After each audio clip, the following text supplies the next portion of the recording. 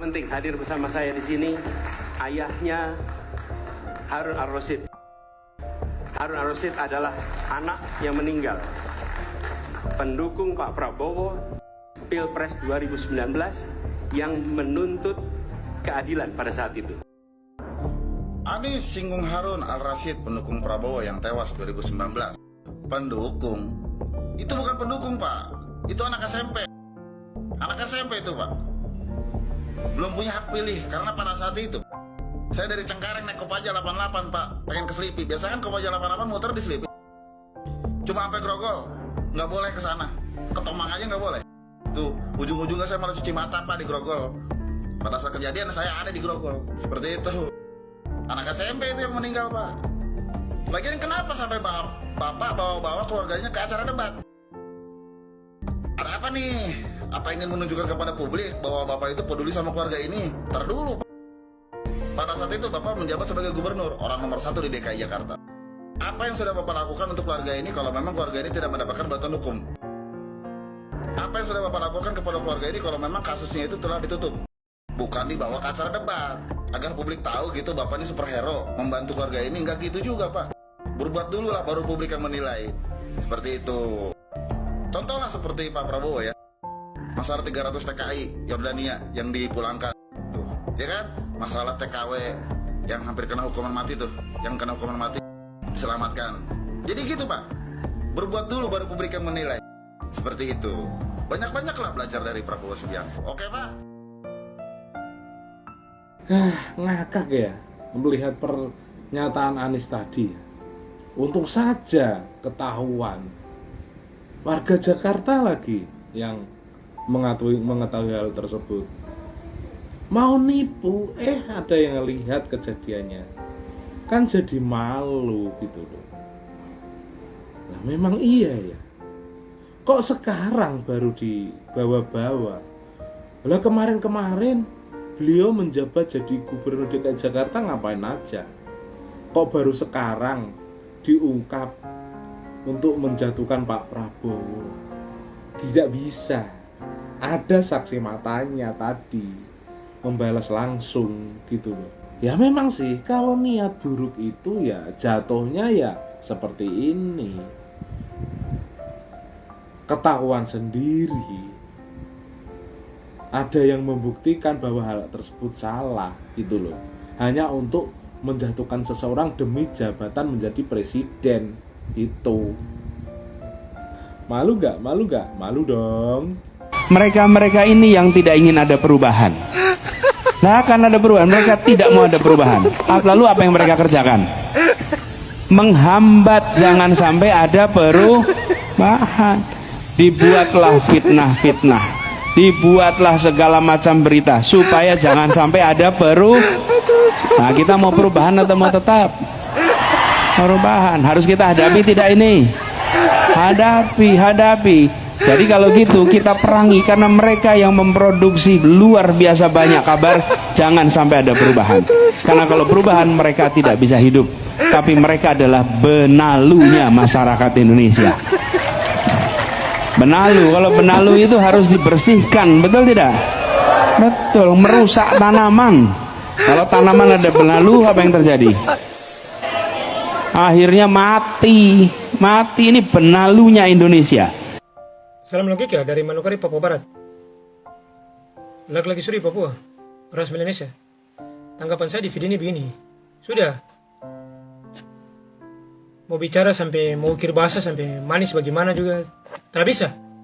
Saya bilang, kamu pakar-pakar hukum yang di kampungnya pendukung juga tidak akan bisa. Oke?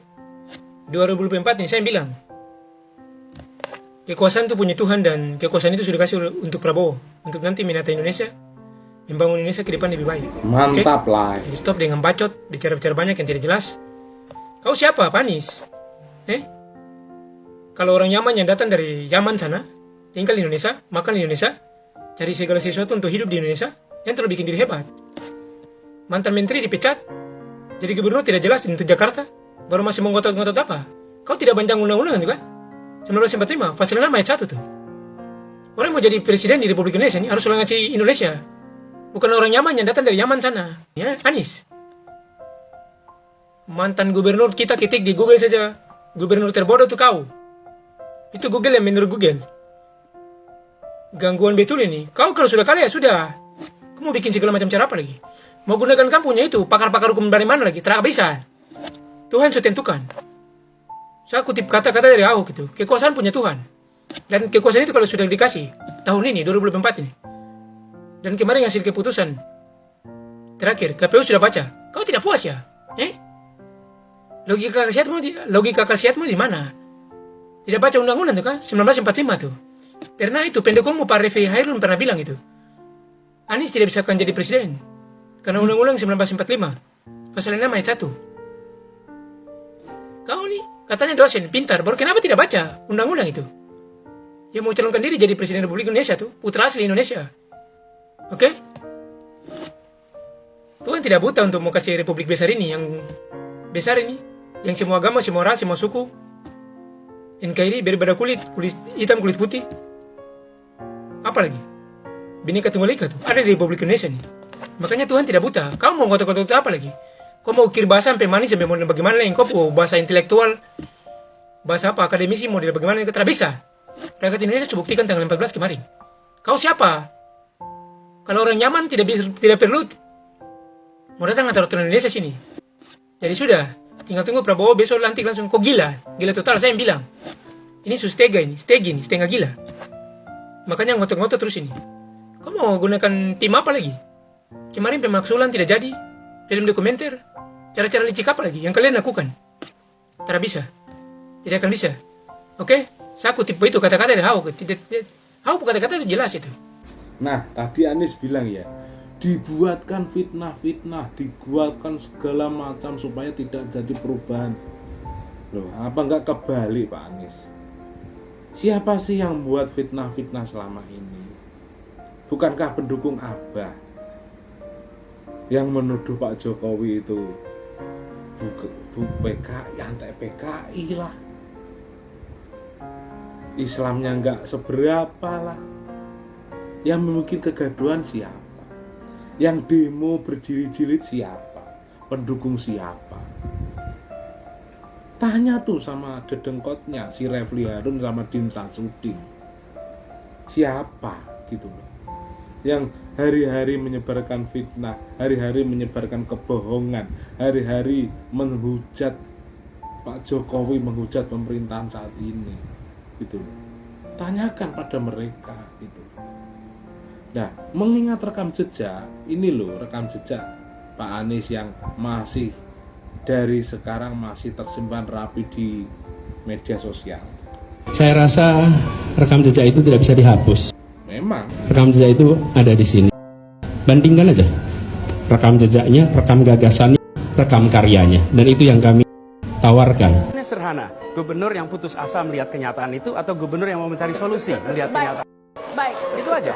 baik. Jadi, Kita dengarkan, Pak. Saya jelasin dikit nih. Artinya bisa diselesaikan karena itu ada perbankan, karena itu ada mekanisme keuangan modern. Baik. Jadi jangan terlalu khawatir lah. Pak Ahok 30 detik. Bank tidak akan pernah izinkan tanpa DP, tanpa bunga. Karena bank masih untung, ada prinsip perbankan. Untuk DP rumah DP 0 rupiah sendiri itu kan sempat ini Pak mendapatkan kritik karena menurut masyarakat itu biayanya tidak sesuai dengan apa yang dijanjikan Bapak ketika kampanye. Itu gimana Pak? Dulu janjinya apa ya? Rumah itu gimana Pak? Janji kami 0 rupiah. Itu janji kita DP-nya. Dan ketika di bawah UMP, memang tidak bisa pakai bank. Bank tidak akan pernah izinkan tanpa DP, tanpa bunga. Karena bank masih untung, ada prinsip perbankan. Nah, gimana Lur? Ada yang ngerti nggak dengan kosakata Pak Anies ini? Saya mumet Lur, jadinya Lur melihat perkataan demi perkataan Pak Anies yang sungguh membingungkan, gitu ya. Kalau Anda semua gimana Lur? Tulis opinimu di kolom komentar di bawah ya. Salam waras dari kami warga desa. Assalamualaikum warahmatullahi wabarakatuh. Tetap semangat.